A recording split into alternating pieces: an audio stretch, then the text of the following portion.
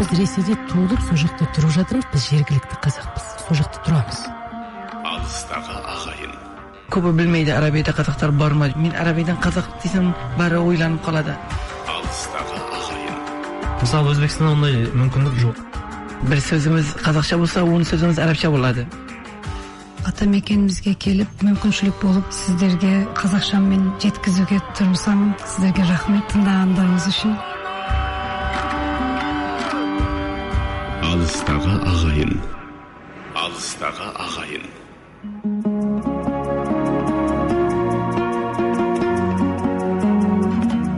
Армысыздар, ардақты радио тыңдаушылар. Алыстағы ағайын хабарымен микрофон алдында Жазира Амантай. Шар тарапта түтін түтеткен қазақ қандастарымыздың бір бөлігі Нидерланды корольдігін мекен етеді. Оңтүстігінде Бельгиямен, шығысында Германиямен шекаралас жатқан корольдікті жұртшылық көбіне Голландия деп те атайды. Голландия Нидерланд корольдігіндегі 12 провинцияның екеуі ғана. Ең ірі қалалар орналасқандықтан ресми емес бұл атау көпшілік арасында кеңінен қолданылады. Халқының саны 16 миллионға жуық. Әлемде халқы ең тығыз орналасқан осы жерде біздің қазақ қандастарымыз да тұрып жатыр. Бұл Нидерланд корольдігінде тұрып жатқан қандастарымыздың біразы 1933 жылдардың екінші жартысында ағажайдай ыстық мекен Алтайдан көшкен қазақтардың ұрпақтары. Жат мекенге орын тепкен ағайындардың ендігі мақсаты ғасырлар қойнауынан сыр шерткен асыл мұраларымызды, бабаларының өнегесін ұлықтап, ұлттық болмысынан ажырамау болды. Осы құндылықтарды негізге ала отырып, ұрпаққа тәлім тәрбие беруді көздеді. Шет елде жүрсе де атамекенінің беделін көтеру, мәдениетін таныту жолында еңбек етті. Дәл осы мақсатта 1997 жылы Нидерланд корольдігінде де қазақ мәдени орталығы құрылды. Бүгінде Еуропа қазақтары федерациясының қанатының астына кіретін 10 қоғамның бірі Голландия қазақ мәдениет орталығы. Мұны Мұстафа Қаражігіт есімді қандасымыз басқарады. Осы жылдың мамыр айының 22 және 24 аралығында Еуропа қазақтарының кіші құрылтайы дәл осы Голландияның астанасы Амстердамда өтеді. Бұл туралы өткен жылы Германия астанасы Берлинде өткен қазақ құрылтайында жарияланған болатын.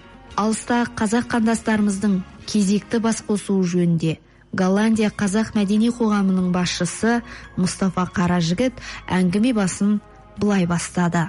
Біздің жас балаларымыз, ұрпақтарымыз өсіп келе жатыр. Сол балалар бір-бірін танып жүрсін, далаға балаларымыз кетіп қалмасын. Жас балаларымыз бірін танып, қазақпен үйленсін. Өзі отымыздың басына тұрайық. Енді мына түркияларға, мына немістерге кетіп қалмасын деп, сол қазақтың өрпадан ұмытпасын, қазақтың көпшілігінен айырмасын деп, сол үшін істейміз осыны. Голландияда қанша қазақ отбасы тұрады? 55 үй отбасы тұрады. Әртүрлі қалаларында ма, бір қаласында ма? Бір қаласында, Амстердам қаласында тұрады. 300 бала-шаға, 300 кісіміз. Бір-бірлеріңізбен қаншалықты араласасыздар? Бәріміз көмектесіп тұрамыз бірімізді. Аптада бір күн көреміз бірімізді. Көмектесіп тұрамыз. Балалар бір-бірін таниды. Жергілікті халықтың қазақтарға көзқарасы қалай? Көзқарасы жақсы. Қазақтарды жақсы көреді. Біздің осы төбелесіміз болмайды. Жұмысымызға барып келеміз, балаларымыз оқуға барып келеді. Өкіметтен өзі Голландияның кісілерді біз жақсы көреді. Қазақ баласын білесіз, қазақ баласының қай жүрегінде қазақ деп соғады. Бәрі қазақпыз дейді. Қазақстаннан тілегені, мына тілді ұмытпай жатырмыз. Сол тіл үйренсе деп қазақтардан тілегіміз. Голландиядағы қазақтардың жағдайлары қалай? Жақсы. Аллаға шүкір, жұмысында балалар оқып жүр, оқымағандар жұмыс істеп жүр. Университетке барған балаларымыз бар, полис болған балаларымыз бар ішімізде. Университетке оқуда оқып жүрген балалар бар. Жақсы. Жалпы енді о жақта мұсылман дінін қабылдаған қазақтарымыз бар, намаз оқитын жастар бар.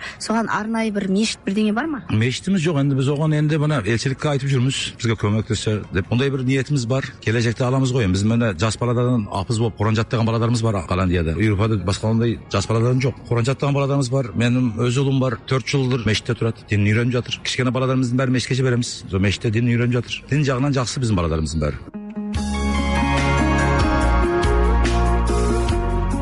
Еуропа қазақтарының соңғы жылдардағы ұйымдастырылатын кіші құрылтайлары сондағы ақсақалдардың келелі кеңесінің арқасында дәстүрге айналған футбол турнирінсіз өтпейді. Мақсат Еуропаның бірнеше қалаларынан жиналатын жастардың басын біріктіріп, етене араластыру. Міне осы турнир бойынша былтырғы Берлинде өткен кіші құрылтайда Голландиядан келген жастар 4-ші орын жүлдесін жеңіп алған болатын. Еуропа елдерінде тұратын қазақ бауырларымыздың өткізетін мұндай құрылтайлары үлкен мереке, әрі ғұмыр беттеріне қатталып жатқан шежірелі тарих. Әрбір құрылтай өз болмысымен, ерекше болғандығымен құнды.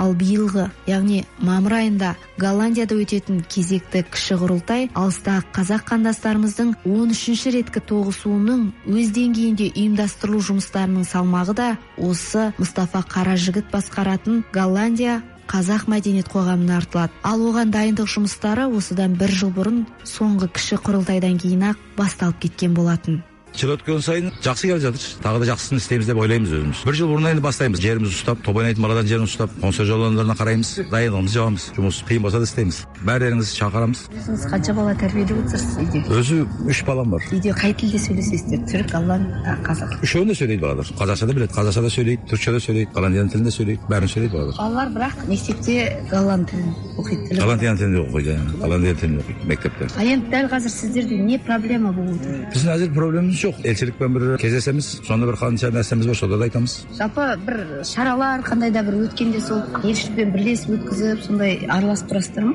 Араласамыз, Наурызда барып тұрамыз, көмектесеміз бірімізге. Қазақ шатырын тегеміз бар. Елшілікке барып, қазақтың жаймасын жаямыз, бәріміз көмектесеміз. Қазақстанмен қарым-қатынастарыңыз қалай? Балалар барғысы келе ме? Барғысы келеді, енді атамекені ғой. Атамекені балалардың бәрі барғысы келеді. Барып келіп жүрген балаларымыз бар. Араласып жүрміз. Атамекенінен ешкім ары жүр демейді. Біздің балалар да барамыз дейді. Балаларды алып барасыздар ма Қазақстанға? Сіздер өйткені қандай демалыс болса Түркияға кетесіздер, басқа елдерге демалысқа кетесіздер. Бұл жыл ойын бар, Қазақстанға барайын деген бала шағаммен. Енді оны құдай біледі. Қазақстанның дәулеті бәрі басымызда аман тұрсын, күшті болсын, бірлік болсын. Алдымен бірлік болсын ғой, аманшылық болсын, денсаулық болсын, экономикасы жақсы болсын. Біздің тілегіміз сол Қазақстаннан.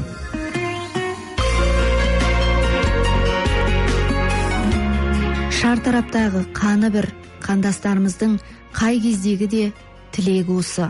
Бұлай ата қонысының ділін қастерлеп, тілін ардақтауды бүгінгі көрген қариялар бабадан балаға мирас етіп келеді. Аға буын қариялардың парасатын, аналарының мейірімін көрген ағайын бөтен ортада болса да адалдығын сақтап, ешкімге қиянат жасамай, маңдай терімен еңбек етіп келеді. Бүгінде олардың тұрмыстары жақсы, көңілдері тоқ, өзгелердің алдында беделі асқақ. Ағайындарымыздың ұрпақтары ілім ғылымға құштар. Сондай-ақ бүгінгі жас буын корольдіктің түкпір-түкпіріндегі белді оқу орындарында білім алып жатыр. Голландия қазақ қоғамының басшысы Мұстафа Қаражігіттің сөзінен естігендеріңіздей, мұндағы аға буын санасы сергек, жігерлі қазақ жастарына зор үміт үкілейді. Бабаларының кіндік қаны тамған тарихи отанының еңсесі биік, қазақ елінің әрбір жетістігін олар баға жетпес байлыққа балайды. Мұның дәлелі ретіндегі мұндағы қазақ қандастарымыздың айтатын өзекті әңгімесі енді дәл осы Нидерланд корольдігі Голландияның астанасы Амстердамда өтетін Еуропа қазақтарының құрылтайында жиналған ағайынның лебізімен жалғасатын болады.